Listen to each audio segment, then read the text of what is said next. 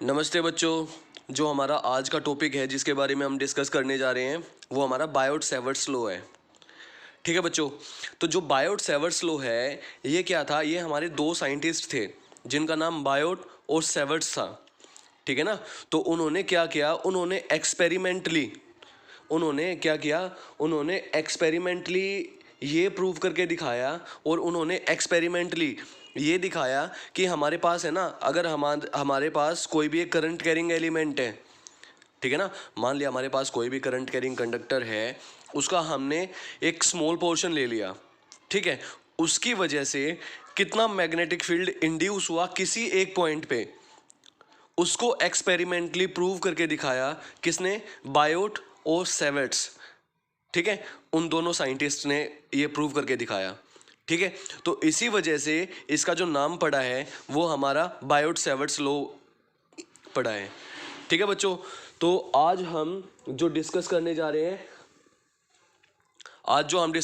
रहे हैं वो हमारा बायोट-सैवर्ट्स लॉ है। ठीक है, तो जो बायोट और सैवर्ट्स है, इस लॉ के अकॉर्डिंग क्या हुआ, हमारे पास है ना, हमने सपोज कर लिया कि ये कोई भी हमारे पास है ना, कोई भी करंट कैरिंग कंडक्टर है।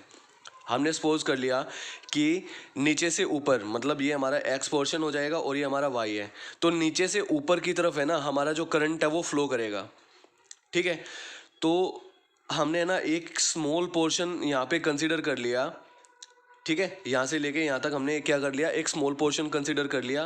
तो ये हमारा पॉइंट ए हो जाएगा, ये हमारा पॉइंट बी हो जाएगा।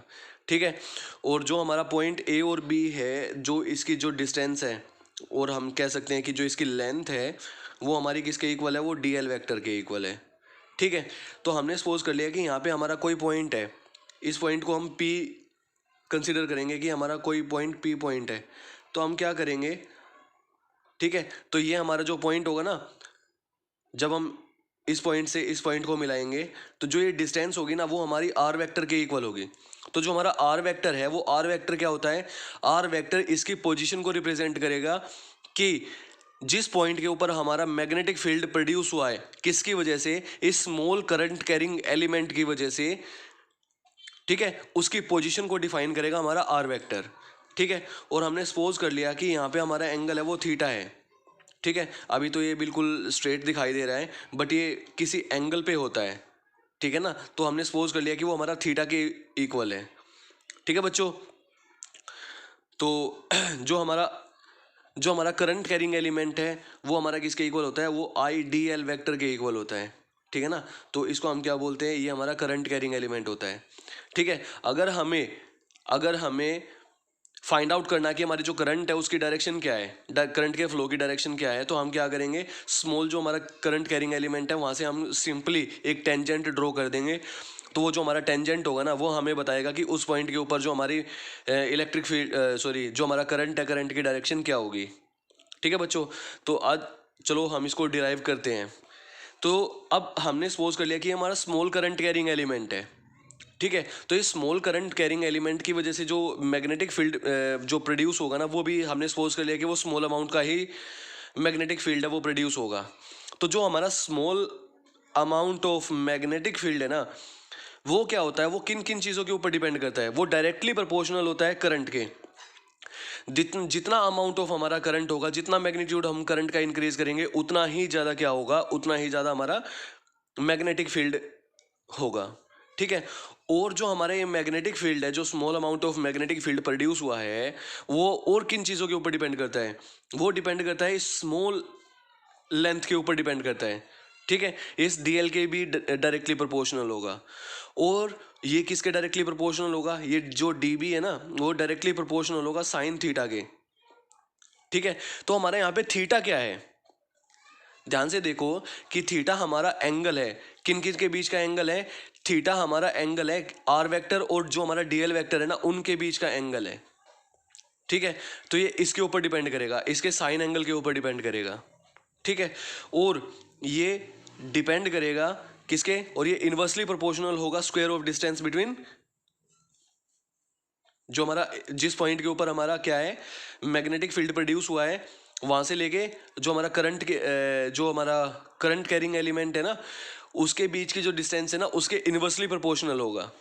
ठीक है बच्चों, तो हम क्या करेंगे, जब हम ये सारी की सारी जो हमारी इक्वेशंस है हम उसको कंबाइंड करेंगे, तो कंबाइंड करने के बाद हमारे पास क्या आ जाएगा, D B is directly proportional to I D L sine theta by R square के इक्वल आ जाएगा। ठीक है, अब हमें पता है कि जब हम कोई भी साइन ऑफ प्रोपोर्शनैलिटी है उसको रिमूव करते हैं तो हम क्या करते हैं बच्चों, हम एक साइन ऑफ प्रोपोर्शनैलिटी है उसकी जगह पे कांस्टेंट ऑफ प्रोपोर्शनैलिटी है उसको अपेंड करते हैं। तो यहाँ पे जो हमारा कांस्टेंट ऑफ प्रोपोर्शनैलिटी है वो क्या आ जाएगा, तो जो हमारा डी बी है वो किसके इक्वल आ जाएगा, के I D L sine theta by R square के इक्वल आ जाएगा। तो यहाँ पे के हमारा कांस्टेंट ऑफ प्रोपोर्शनैलिटी है, यहाँ पे के हमारा क्या है, कांस्टेंट ऑफ प्रोपोर्शनैलिटी।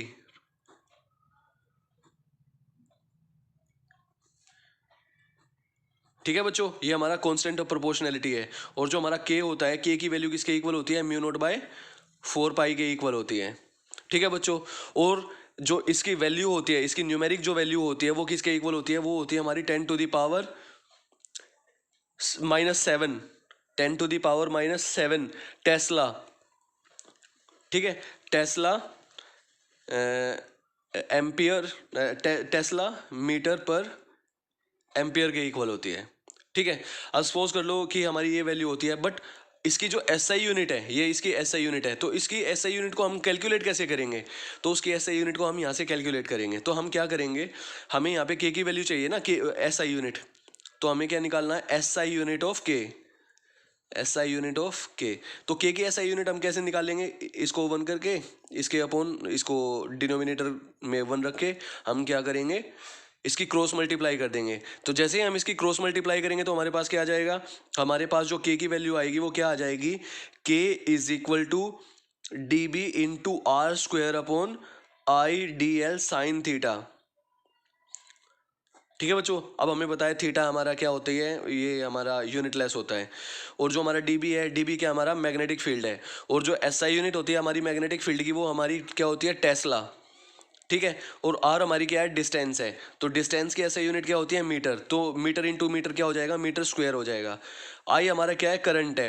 करंट की एसआई यूनिट क्या होती है, एम्पियर होती है। और डीएल हमारी क्या है, एक लेंथ है।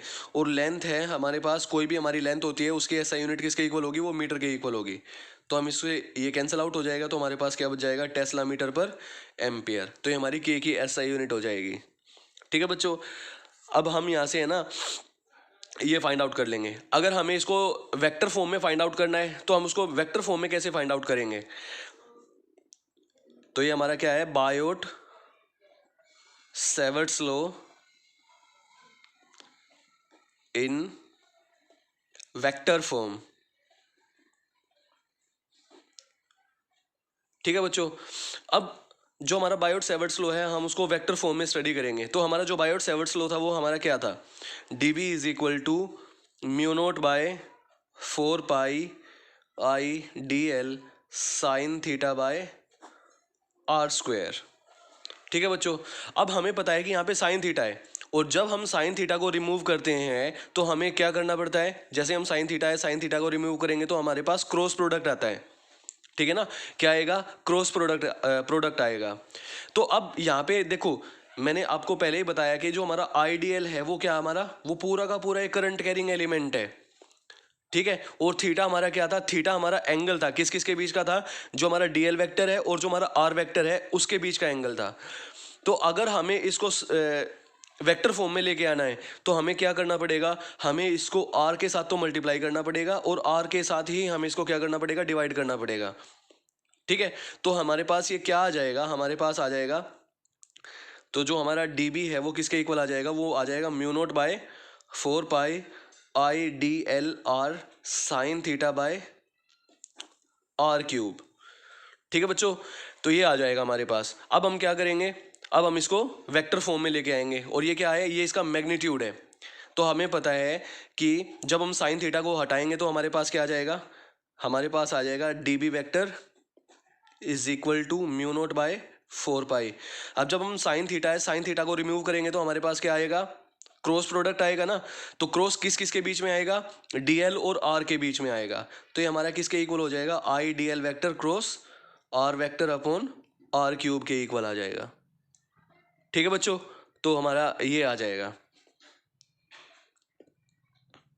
तो ये हमारा बायोट सेवर्ट्स लॉ हो जाएगा वेक्टर फॉर्म में। ठीक है, ये हमारा बायोट सेवर्ट्स लॉ है, वो वेक्टर फॉर्म में है। तो बच्चों जितना ज़्यादा इंपॉर्टेंट हमारा बायोट सेवर्ट्स लॉ है ना, उतना ही इंपॉर्टेंट हमारे पास क्या होता है कि जो हमारा मैग्नेटिक फील्ड है, उसकी वैल्यू मैक्सिमम कब होगी।